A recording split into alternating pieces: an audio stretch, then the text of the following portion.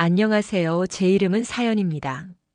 오늘 사연은 하늘에서 내려온 천사인 줄만 알았던 며느리가 알고 보니 이 세상에서 가장 사악한 여자였다는 것을 알게 된 어느 한 시어머니의 사연인데요. 시어머니가 모르게 벌어진 충격적인 며느리의 실태가 밝혀집니다. 그럼 사연 속으로 바로 들어가 보겠습니다. 안녕하세요. 아들 하나 키우고 있는 60대 엄마입니다. 제 인생은 오로지 아들만을 위해 살았다고 해도 과언이 아닙니다.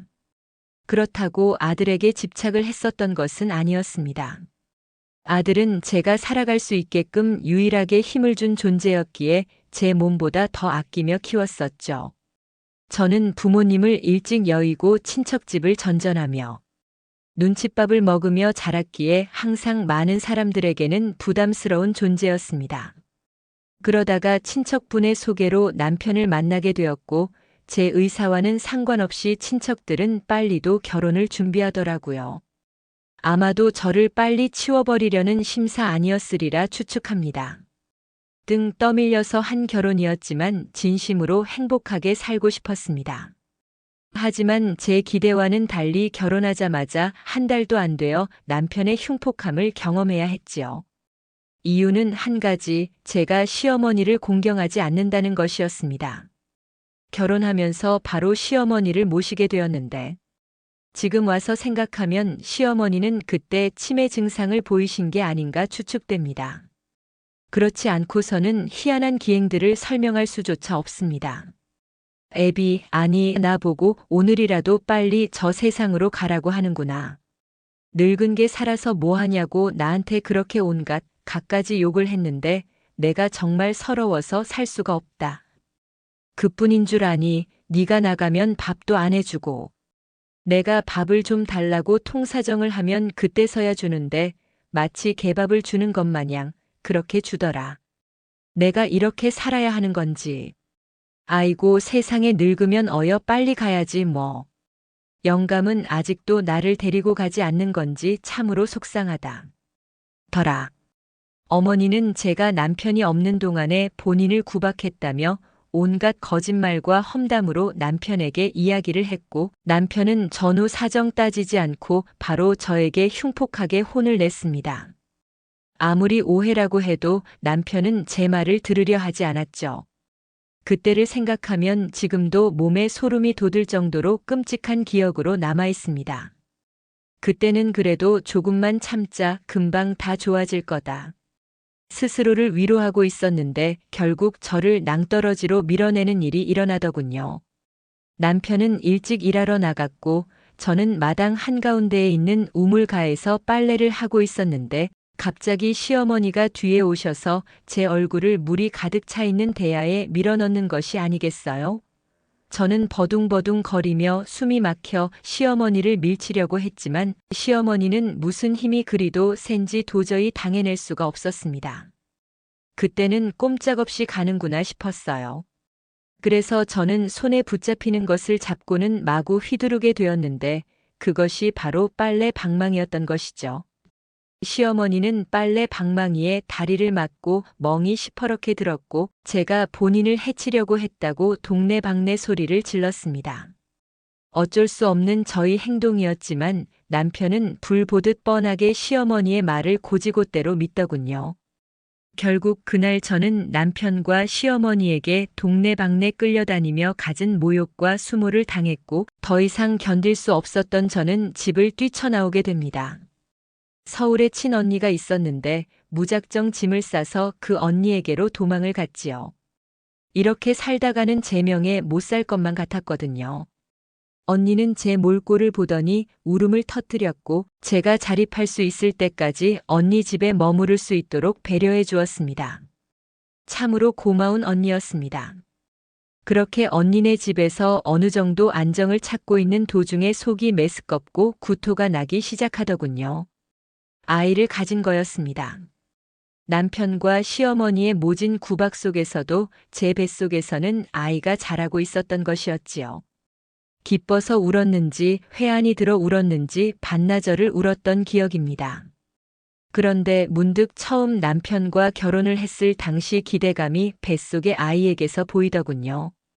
언니는 아이를 지우고 새 인생을 살아야 한다면서 만류하게 되었지만 저는 남자라는 존재가 무서워 다시는 결혼할 생각이 없었어요. 저는 언니에게 아이를 낳게 해달라고 간곡하게 원했습니다. 언니는 제 결정을 존중한다면서 부디 행복하라고 저를 축복해 주었어요. 그렇게 언니네 집에서 지내는 동안 무사히 출산을 하게 되었고 제게 하나밖에 없는 가족인 든든한 아들이 생기게 되었습니다. 이후 저는 언니의 도움으로 시장에서 작은 생선 가게를 시작하게 되었죠. 풍족하진 않았지만 저는 제가 할 수 있는 선에서 아들에게 최선을 다했고 아들도 지 어미가 고생하는 것을 아는지 착실하고 정말 바르게 잘 커주었습니다. 점점 커가면서 아들은 효자 중에 효자가 되었어요. 제 몸에서 나는 생선 비린내를 단 한 번도 부끄러워하지 않았고 학교가 끝나면 항상 시장에 와서 생선 손질을 도울 정도로 지 어미를 생각하는 그런 착한 아이로 잘 자라주었습니다. 고 열심히 공부하고 성공해서 엄마를 편하게 모시겠다는 말도 제 귀에 박히도록 했었어요. 그런데 생각보다 공부를 잘하지는 못했죠. 다만 운동신경은 좋아하던 터라 비록 지방이지만 단연제 체육학과를 나왔어요. 그리고 대학을 졸업하고는 아들은 보안 업무를 담당하는 회사에 취직을 하게 되었습니다. 정복을 입고 아들이 첫 출근을 하는 날 내 아들이지만 어찌나 그리 멋있어 보였던지요. 이제 저는 아들과 잘 어울리는 며느리만 얻으면 죽어도 여한이 없겠다고 생각할 정도였습니다. 그렇게 한 4년여의 시간이 흘렀을 무렵 아들이 제게 소개시켜줄 여자가 있다고 하더군요. 결혼하고 싶은 여자라고 합니다. 아직 프로포즈는 안 했어요. 여자는 여자가 봐야 안다면서요. 엄마가 한번 보고 엄마 느낌은 어떤지 얘기 좀 해주세요. 우리 엄마 같은 사람이랑 결혼해야 하는데 찾기가 쉽진 않네요. 그런데 지금 만나고 있는 이 여자 사실 엄마 느낌이 많이 나서 좋아요. 아들은 싱글벙글이었고 제 말은 프로포즈를 아직 안 했다고 하지만 이미 마음은 식장에 들어가 있을 정도로 입이 귀에 걸려 있더군요. 우리 아들의 마음에 든다면야 엄마는 당연히 찬성이죠. 엄마가 보면 뭘 알겠어. 우리 아들 느낌이 더 중요하지. 그저 엄마는 우리 아들 위해 주면 그걸로 끝이야. 어련히 알아서 잘 골라겠어. 날 한번 잡아서 데리고 와. 엄마가 맛있는 음식 준비해 줄 테니까. 아들이 그리 기뻐하는 모습을 보니 저도 기대감이 들더군요. 과연 어떤 여자가 내 아들의 마음을 저리 들뜨게 했는지 말이죠. 아들의 여자친구 첫인상은 말 그대로 하늘에서 내려온 천사 같았습니다. 고운 얼굴에 고운 말씨, 무엇보다 아들을 쳐다보는 그 눈빛에서 사랑의 가득함을 느낄 수가 있었어요. 아들이 온전히 마음을 빼앗길 만하더군요. 저도 썩 마음에 들었습니다. 더군다나 아들의 여자친구는 부모님이 일찍 여의고 조부모님 손에서 자란 아이더군요.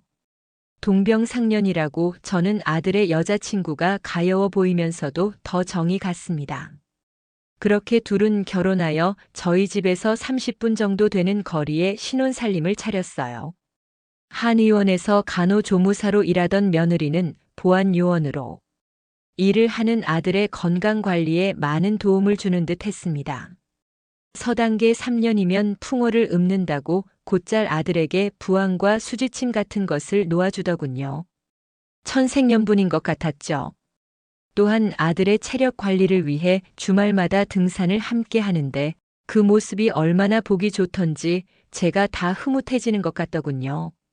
힘들게 살아온 제 인생이 아들의 행복함으로 인해 보상받는 듯 했어요. 그리고 이 행복이 영원하기를 기도하고 또 기도했지만 하지만 주책맞게 행복해하던 저를 누군가 질투라도 했는지 신께서는 제게 시련을 안겨주시더군요. 어느 날 주말에 전화가 미친 듯이 울렸습니다. 며느리는 급하고 떨리는 목소리로 병원이라고 하더군요. 아들이 다쳤다고 저보고 얼른 오라고 하더라고요. 미친 여자처럼 뛰어나가 병원으로 도착한 저는 망연자실할 수밖에 없었습니다. 며느리는 저를 보자마자 부둥켜 안았고 하염없이 눈물만 흘렸고 저는 지금 이게 무슨 상황인지 제 탓인 것만 같았습니다. 까지 말라고 더 강하게 말렸어야 했는데 그러지 못했어요. 어제 비가 와서 분명 위험할 것이라고 했는데 고집 부리고 혼자서 가더니만 산행 중에 미끄러졌는데 하필 높은 곳에서 낙상하면서 돌에 찍혀서 척추가 망가졌나 봐요. 저 이제 어떡해요? 어머니. 그이가 잘못되면 저 못 살 것 같아요. 하얀 침대에 누워있는 아들의 몸에는 이것저것들이 주렁주렁 매달려 있었고 많은 사람들에게 둘러싸인 채 실오라기만 한 가느다란 끈에 매달려 가쁜 숨을 몰아쉬고 있더군요. 저를 알아보는지 아니면 모르는지 알 수가 없어 애간장이 녹았습니다. 아들은 바로 응급수술실로 들어갔고 몇 시간, 아니 제 생각에는 며칠 동안 수술을 하는 것 같았어요. 수술을 마치고 깨어난 아들은 하반신 마비라는 청천벽력 같은 소식을 들을 수밖에 없었습니다. 아들의 사고 이후 모든 것이 멈춰버린 듯 했습니다. 저희 일상도 우리의 일상도 그리고 아들의 일상도 정지해버렸어요. 우리는 모두 어둠 속에 빠져 허우적대고 절망감만 느끼고 있을 뿐이었죠. 그래도 저는 엄마로서 힘을 내야만 했습니다. 우선 며느리에게 아들을 우리 집에서 지내게 하겠다고 이야기를 했어요. 그랬더니 며느리가 만류하더군요. 아니에요, 어머니. 이 사람의 보호자는 이제 어머님이 아니라 저예요. 제가 돌봐야 하는 사람이라고요. 하반신 마비면 어떻고 전신 마비면 또 어때요? 저희 사랑 반드시 일어나게 할 자신 있어요. 그러니 어머님도 마음이 약해지지 마시고 우리 사람 다시 일어날 수 있게 함께 노력해요. 다시 힘을 내어주는 며느리가 참으로 고마웠습니다. 본인이 다니고 있는 한의원에서도 치료를 받을 예정이고 본인이 관리를 잘할 테니까 저에게는 걱정하지 말라고 안심을 시켜주더군요. 그렇게 아들은 다시 일어나기 위해 긴 싸움을 시작했습니다. 밝고 긍정적이었던 아들은 처음엔 마치 모든 세상의 종말이라도 온 듯이 어둡고 부정적인 아이로 변해만 갔습니다. 며느리에게 모진 말도 많이 하고 헤어지자고 난동도 부린 듯 하더군요. 미친 듯이 울부짖을 때도 있었고 미친 듯이 웃어 제치기도 했다 하더군요. 그럴 때면 며느리는 저에게 전화를 걸어 하소연을 했어요. 그리고 어느 날은 제게 부탁을 하나 했죠. 어머니, 저 너무 힘들고 괴로워요. 그래도 어머니, 이건 이 사람과 제가 해결해야 하는 일이라고 생각을 해요. 어머니께서 이상한 걱정 끼쳐서 자주 오시는 건 알겠는데요. 당분간 이 사람이 안정될 때까지만이라도 저희 집 오시는 것을 중단해 주셨으면 좋겠어요. 이 사람이 어머니만 다녀가시면 더 심하게 감정 변화가 오는 것 같더라고요. 그리고 저희 조만간 이사 갈 예정이에요. 아무래도 공기 좋은 곳에서 이 사람도 요양하며 더 좋아질 것 같기도 하고 저도 병원에서 배려를 해주셔서 일주일에 2번씩만 출근을 하기로 했거든요. 그렇게 아들과 며느리는 공기 좋은 시골로 이사를 갔어요. 요즘 시골이라곤 핸드폰이 안 되는 곳이 어디 있겠냐마는 아이들이 시골로 이사 간 후 연락이 잘 되지 않더군요. 이 안 되는 곳이 어디 있겠냐마는 아이들이 시골로 이사 간 후 연락이 잘 되지 않더군요.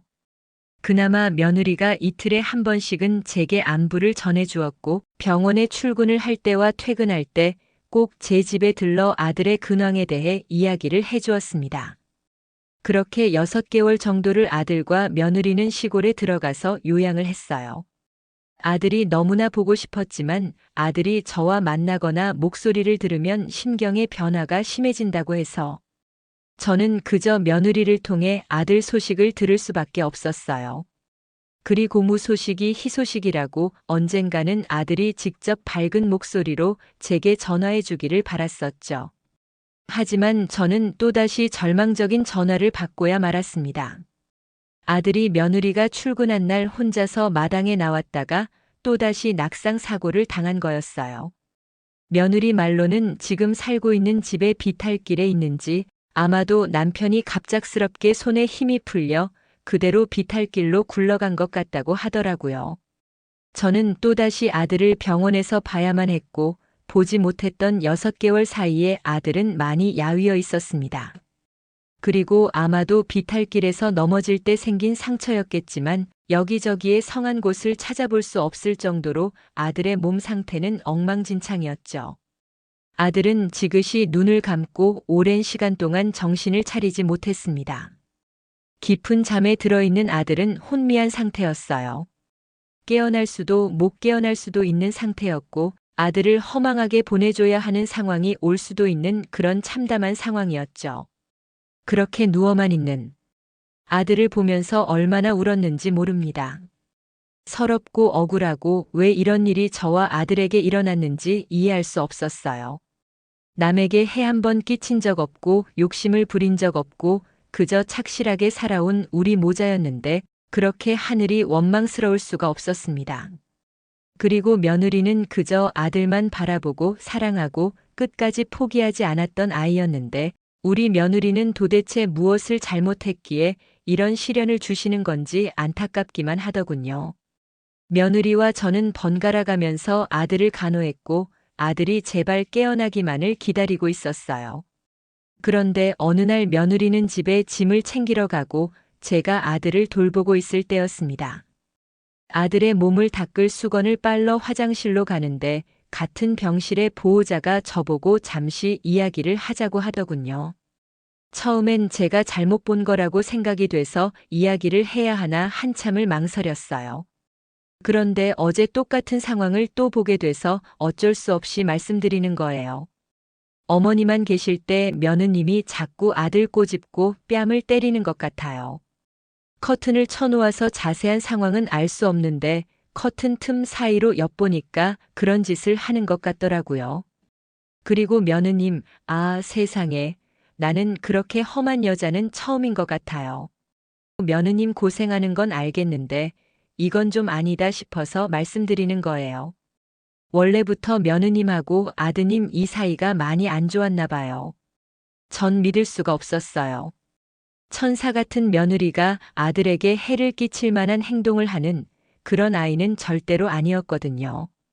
그런데 곰곰이 생각을 해보니 시골로 이사를 간 뒤 저를 오지 못하게 했던 일과 아들과 전화 통화조차 못하게 했던 일들이 생각이 나더군요. 그리고 분명히 힘을 내서 재활이 힘을 쓴다고 했는데 6개월 만에 본 아들의 모습은 초췌하다 못해 인생을 포기해버린 사람의 모습이었거든요. 의심하고 싶지 않았지만 계속 의심이 가더군요. 그래서 어떻게 할까 하다가 저는 녹음기를 하나 샀습니다. 며느리와 교대를 하는 날 아들의 베개 안의 내용물을 조금 비워내고 그곳에다가 녹음기를 심었습니다. 며느리와 교대를 하고 초조하게 다음 날이 되기를 기다렸어요. 이윽고 교대할 시간이 되었고 전 아들의 베개 안에서 녹음기를 꺼내어 들었죠. 한참 동안 분석되는 소리가 들렸고 이후 클래식 음악 소리가 나더군요. 그리고 며느리의 흥얼거리는 소리가 천천히 들리기 시작했습니다. 그렇게 오랫동안 음악 소리와 며느리의 흥얼거리는 소리와 부스럭거리는 소리만 들리더군요. 그래, 내가 지금 무슨 짓을 하고 있는 거지? 며느리가 얼마나 고생하고 있는데 그 천사 같은 아이를 오해할 수가 있는 거지. 나도 어쩔 수 없는 시어머니였구나. 괜히 며느리에게 여편네 소리만 듣고 우리 천사 같은 며느리를 의심하다니 난 정말 천벌 받을 행동을 한 거야. 라고 생각하며 녹음기를 끄려고 하는 순간 며느리가 작은 목소리로 아들에게 하는 소리가 들리더군요. 저는 그 이야기를 듣고 소스라치게 놀랄 수밖에 없었습니다. 가슴에 요동을 쳤고 손발은 떨리고 갑자기 며느리 얼굴이 떠오르며 공포감에 휩싸일 수밖에 없었습니다. 넌 도대체 언제까지 상태로 죽지도 살지도 않은 상태로 있을 거야? 처음에는 안진뱅이가 돼서 나를 그렇게 힘들게 하더니만 이제는 저 세상으로 가지도 않고 아예 드러누워 버리는 거야. 너는 일어나도 이제 아무짝에도 쓸데없는 인간이야. 살아도 사는 게 아니라 모든 사람들한테 짐이 되는 그런 존재가 되는 거라고. 들리는 거 다 알아. 너 일어나 봐. 짜증나 또 나한테 화풀이하거나 당할 거야. 그러니 제발 일어나려고 애쓰지 말고 그냥 얼른 가. 나도 내 보험금 좀 타서 좀 행복해보자. 1년여간 병수발 해줬으면 충분하지 않아? 가슴이 미어지는과 동시에 저는 충격에 휩싸일 수밖에 없었습니다. 그렇게 믿었던 며느리였는데, 천사 같았던 며느리인데, 어떻게 이런 일이 일어날 수가 있는 건지 도저히 듣고도 믿을 수가 없었습니다. 확인을 해야만 했어요. 며느리가 진짜 아들을 괴롭히고 못 살게 했는지, 정신적으로 육체적으로 나쁜 행동을 했는지 확인해야만 했습니다. 저는 잠시 아들을 혼자 두고 집으로 와 며느리에게 퇴근하면 집으로 좀 와달라고 이야기를 했어요. 몇 시간 뒤 며느리가 도착을 했고 짐작이라도 한 듯 얼굴은 굳어 있더군요. 저는 아무 말 없이 녹음기를 꺼내 며느리에게 들려주었습니다. 그래. 너도 괴로웠을 것이고 힘들었을 거라 생각해. 하지만 내 남편이잖니? 둘 사이가 좀 좋았니? 어떻게 이럴 수가 있어? 감당을 못할 것 같으면 나에게 이야기라도 할 것이지. 도대체 무슨 일이 있었던 거니? 며느리는 마음을 가다듬기라도 하듯 한숨을 한 번 쉬더니 이야기를 시작했어요. 어머니도 겪으셨으니 아시잖아요. 저 늙은이가 빨리 이 세상에서 없어졌으면 좋겠어요. 제가 얼마나 힘들었는지 아세요? 처음부터 저도 그랬던 건 아니었어요. 처음엔 저도 기적이 일어날 것이라고 믿었고 또 그렇게 만들겠다고 다짐했어요. 그런데 점점 저에게 성질을 부리고 앙칼지게만 행동하는데 그걸 버틸 여자가 어디 있겠어요? 어머니라도 그러셨을 거예요. 그런 눈으로 저를 원망하지 마세요. 천사 같았던 며느리는 휠체어에 앉아있는 아들에게 마치 개 취급하는 행동을 한 듯 했어요. 그럼에도 불구하고 제 앞에서 죄송하다는 말 한마디 안 하는 며느리를 도저히 용서할 수가 없었습니다. 힘들었으면 제게 이야기라도 할 것이지. 그럼 내 자식이니 내가 떠안았을 텐데 너무 원망스러웠습니다. 저는 며느리를 아들 학대로 고소하기로 마음을 먹었고 그건 한 번도 가지 않았던 아들이 머무르던 시골 집으로 갔어요. 아들이 머무르던 방은 충격 그 자체였습니다. 괴로움을 호소하려고 했는지 벽지는 모두 다 뜯어져 있는 상태였고 아들의 침대며 옷까지 위생 상태도 엉망이더군요. 도대체 며느리는 아들에게 무슨 짓을 한 건지 뭘 그리 보살폈다고 하는 건지 도무지 이해가 가질 않았어요. 서러운 나머지 눈물을 흘리며 아들의 짐을 정리하는데 책상 구석에 작은 수첩이 하나 있더군요. 그 수첩은 아들이 쓴 일기였습니다. 글들을 읽어 내려가며 저는 다시 한번 충격에 휩싸일 수밖에 없었습니다. 수첩 안에는 그동안 아들이 며느리에게 모질게 당했던 일들이 고스란히 적혀져 있었습니다. 아들에게 제대로 된 밥도 안 주고 마비되어 버린 다리를 꼬집고 바늘로 찌르는 행동을 일삼았으면 더 기가 막힌 것은 아들 면전에 대놓고 외간 남자를 불러들여 외도를 일삼았던 것이었지요. 아들은 모든 것을 체념한 듯 했고 이 사실을 알면 저에게 짐이 될 것이라고 생각하여 그저 며느리의 만행들을 보고만 있었던 거였습니다. 그리고 마지막 페이지, 아들은 스스로 본인의 삶을 놓으려고 했는지 마지막으로 저에게 미안하다는 말을 적어 놓았더군요. 아들은 비탈길에서 실수로 미끄러진 것이 아니라 스스로 본인 몸을 비탈길에 맡긴 것이었습니다. 저는 가슴을 쥐어뜯으며 소리내어 울고 싶었지만 소리조차 나오지를 않더군요. 저는 며느리를 도저히 그냥 넘어갈 수가 없었어요. 수첩의 내용을 근거로 보험금을 노린 학대 및 살인미수 혐의로 고소했습니다. 경찰과 같이 며느리 집에 갔는데 아무도 없더군요. 급하게 떠난 것인지 방은 엉망이었어요. 경찰은 금방 추적이 될 것 같다면서 집에 가서 기다리라고 하더군요. 저는 매일같이 경찰서와 병원을 오가며 심신이 지치기도 하지만 그래도 어미이기에 힘을 내어 봅니다.